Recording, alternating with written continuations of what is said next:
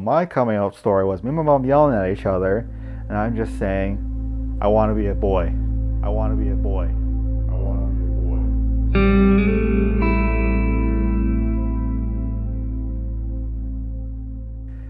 I sort of gravitated towards like sort of guy stuff when I was a young kid. Sure, I still like girl stuff like now. Like I buy my pants at Ardene's. I love the stuff, but it's just more or less I identify with the whole I don't want a chest.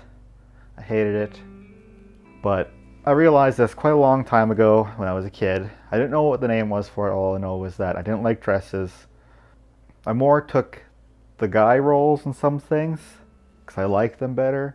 It wasn't until I went to a camp that taught me about these things that I finally learned after talking with one of the counselors at that camp that what the name for it was and in what direction I should head if I did want to head that way.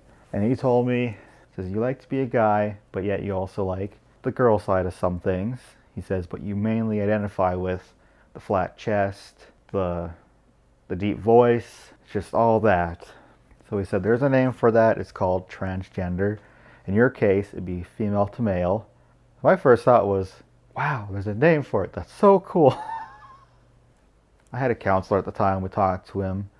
He pointed me in the direction of a doctor in Edmonton, the only one at the time, because in all of Alberta, there was only one doctor at that time. And then he pushed me on to endocrinologist, which at that point, he talked to me, see where I wanted to go at that mindset. I wore a binder. I still have them. I hated them because in the summertime, you have to wear your shirt, but then you also have another piece of fabric underneath, and everything's strapped down, everything's sweaty, everything's just so mad. And I've had 2 surgeries. One was my chest, one was to remove, for a total hysterectomy, remove ovaries, all that stuff, because we started with hormone blockers. 2 years after that, I started testosterone. And 2 years into testosterone, here in Calgary, I was laying in bed and I got like this gut-wrenching just pain in my stomach. So I felt like a cramp, like a period cramp. But the thing is, nothing was going to come out because that just wasn't functioning anymore.